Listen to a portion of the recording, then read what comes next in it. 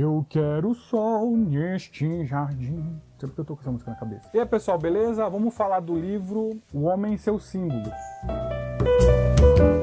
Bom, Jung ele trata da ideia do inconsciente. Ele foi discípulo de Freud e, portanto, ele desenvolveu, junto com Freud, a ideia do inconsciente. Só que ele acabou desenvolvendo uma teoria própria, da qual ele trabalha muito com a ideia de inconsciente coletivo. Basicamente, o consciente é aquela capacidade que a gente tem de voltar a atenção para algumas coisas. O inconsciente é quando o nosso cérebro ainda está funcionando, óbvio, então é o nosso cérebro captando informações e trabalhando também, só que sem a nossa atenção. Para o Jung, o inconsciente ele se manifesta através de uma linguagem universal. Essa linguagem seriam os símbolos e os arquétipos. Para o Jung, lá no inconsciente já existem coisas, já existem símbolos, já existem arquétipos. E, além disso, ao longo da nossa vida, tudo aquilo que a gente vai reprimindo, evitando, não dando atenção, a gente vai somando a esse inconsciente pré-existente. As sociedades antigas lidavam com o inconsciente de forma mais tranquila, enquanto que as sociedades modernas acabaram por ignorar em demasia aquilo que está no inconsciente. Mas é assim, basicamente a terapia junguiana, ela não serve para você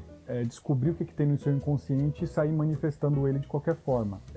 O inconsciente se manifesto exatamente como ele é, você vai acabar se tornando um indivíduo extremamente agressivo ou vai acabar desenvolvendo uma patologia. Ao mesmo tempo que não se deve reprimir em demasia o inconsciente, também não deve se manifestá-lo em demasia, deve-se existir um equilíbrio.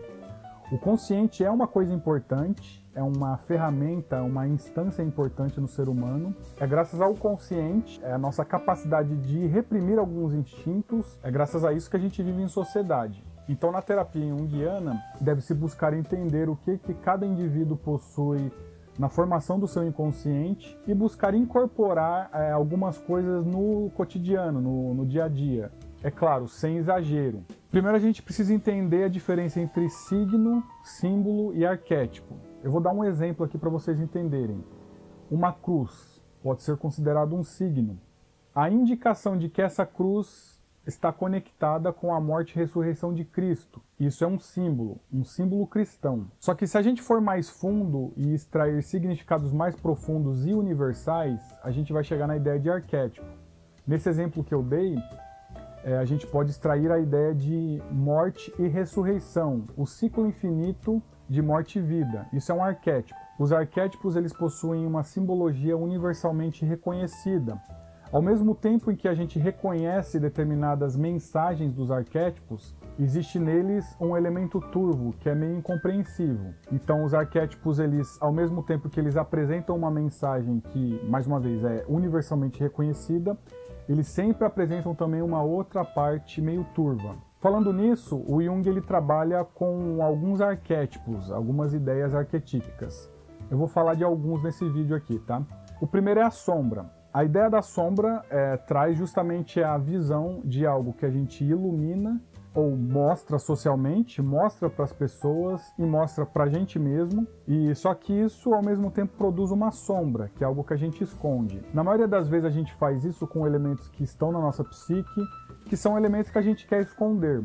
Elementos que são socialmente reprimidos. Mas em muitos casos a gente acaba fazendo isso até com elementos que não necessariamente são reprimidos socialmente. Um exemplo de elemento que pode aparecer na sombra, que não necessariamente é reprimido socialmente, é a ideia de herói. Muitas pessoas acabam projetando o heroísmo em outras pessoas ou entidades. E aparece na sombra um elemento ou um símbolo que lhe indica que ela seria capaz de ser a herói de si mesma. A sombra geralmente aparece como um irmão gêmeo ou um irmão parecido. Pode aparecer também como um mendigo ou alguém sujo, maltrapilho. Bom, vamos falar agora da ânima e do ânimos. A ânima seria um arquétipo feminino e o ânimos um arquétipo masculino. A ânima aparece geralmente em indivíduos identificados conscientemente com a masculinidade. Então a ânima vem para contrapor isso. E o ânimos aparece em indivíduos que são identificados conscientemente com a feminilidade. O Jung ele traz a ideia de que o masculino e o feminino possuem características simbólicas mais ou menos definidas. Então, o masculino possui ideias ligadas à firmeza, racionalidade, decisão. O feminino possui uma conexão maior com intuição, sensibilidade e emoção. Portanto, uma mulher ou um indivíduo racionalmente identificado com a feminilidade precisa ter outros aspectos psíquicos equilibrados. Então, nesse exemplo, uma mulher pode sonhar com algum homem, que seria o ânimos no seu sonho, né? Geralmente isso aparece pela necessidade da mulher ter mais firmeza ou racionalidade, dependendo do caso. É claro que é muito complexo, vai de pessoa para pessoa. Mas eu estou dando um resumo assim bem rápido, tá? Só para a gente ter uma noção. E o homem também, ele pode sonhar com alguma mulher, e isso pode indicar a necessidade que ele tem de dar mais atenção à intuição ou à sensibilidade, por exemplo. Bom, por enquanto é isso. Se você gostou, dá um like, faça comentários. Se você é novo no canal, se inscreva. Obrigado pela paciência de todos e até a próxima.